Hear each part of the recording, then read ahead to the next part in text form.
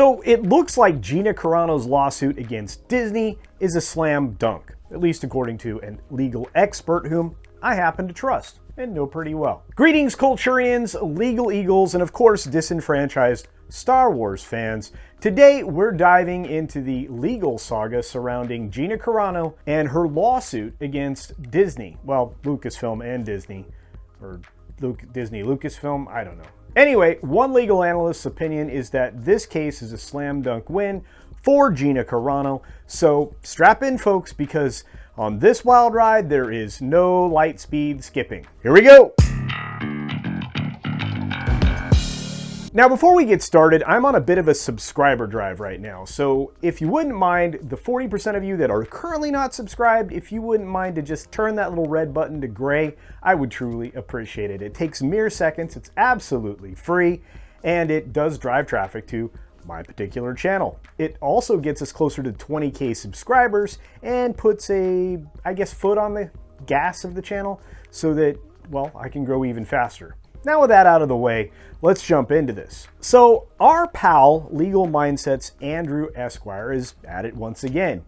He has thrown his proverbial hat into that ring, claiming that this lawsuit against Disney Lucasfilm is a clear slam dunk.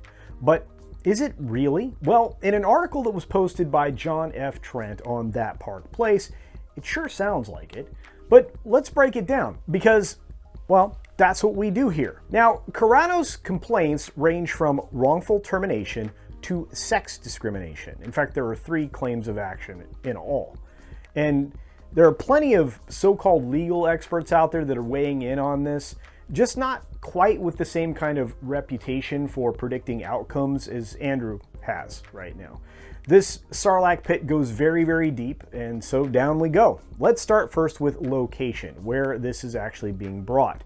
It's a federal suit, but it's being brought in California, and in that regard, California labor laws come into play. According to the statutes cited in this lawsuit, and I quote, "No employer shall make, adopt, or enforce any rule, regulation, or policy forbidding or preventing employees from engaging in or participating in politics or from becoming candidates for public office, controlling or directing or tending to control or direct the political activities or affiliations of employees." That's a lot. Doing anything like that, well, that's a huge no-no. And there's no wiggle room there. So it seems straightforward, right? Well, maybe not. Some legal loopholes will exist here that are big enough to fly an X-Wing through. It does give a path for the defense, but maybe it's going to be one that's going to be pretty easy to knock down. Let's look at coercion and control because that seems to be where things are focused. And of course, it's not just about firing Carano, it's about controlling her speech in that regard. By silencing her political views, Disney may have violated the very laws meant to protect employees' rights. I'm not sure this is what using the force is supposed to mean for Disney, but you need to revisit that. You can't compel an employee to parrot your political views. You can't hold their views against them, and you certainly can't make employment decisions about them publicly. But will this argument hold up in court? And that's the million credit question, but it might be answered with another portion of the law that reads, "No employers shall coerce, influence, or by any means threaten or discharge, or loss of employment to adopt, follow, or restrain from adopting any particular course or line of political action or activity." That's a mouthful, but it means an awful lot. They clearly coerced her. So just alone the behavior in trying to control her expression is enough to violate it. This is 100% a slam dunk. Now, I agree with him, and the only gray area that I can point to on this one claim alone comes down to a battle of semantics, which I don't think they can win. I don't see enough ambiguity for any reasonable person to conclude otherwise, and that is with just one cause of action of the 3 in total. In fact, in the same article on That Park Place, which I actually have linked down in the description below, another law tuber called Good Logic arrived at a similar conclusion on the labor law claim, and he stated, and I quote, "To me, first blush, the labor law one seems somewhat stronger. I don't know, but it seems stronger. And I tend to agree. And if Joe says it, and Andrew's saying it, this is a pretty strong reason to believe that this will move forward. And finally, let's just remember here, and I've been trying to make this point for several days now. In lawfare, which is what we're engaged in here, the process is the punishment. The goal isn't settlement, it's discovery. Why does Disney always settle so quickly when they are in the wrong?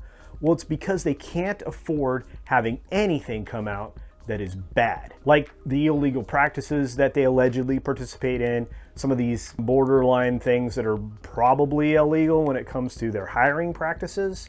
Yeah, they don't need any background coming into play that somebody can go through and say, oh wow, you knew you were doing something illegal. Why?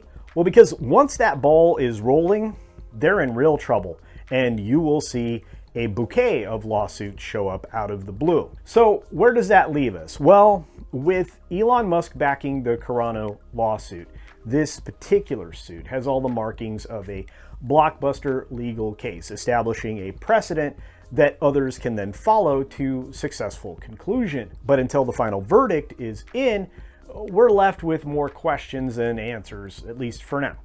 Wouldn't it be ironic if Iger's new legacy was not just bringing down the studios via the labor strikes, which he's guilty of, but by also providing a faster established legal pathway to sue studios for their illegal practices? Wow, talk about the ride of a lifetime, eh, Bob? Remember, those rides, they usually end up at the lowest point. Anyway, what do you think? Let us know your thoughts in the comment section down below. Do you agree with Andrew and with Joe? Are you thinking the discovery would go very badly for Disney? And are you wondering what other shoes are about to drop in this particular case? Because I think there are some. Let's get that conversation going, folks, and do hit that like button on the way out the door. It's only going to drive the numbers and help this channel. Be sure to take care of yourself, take care of others, and until next time, see ya!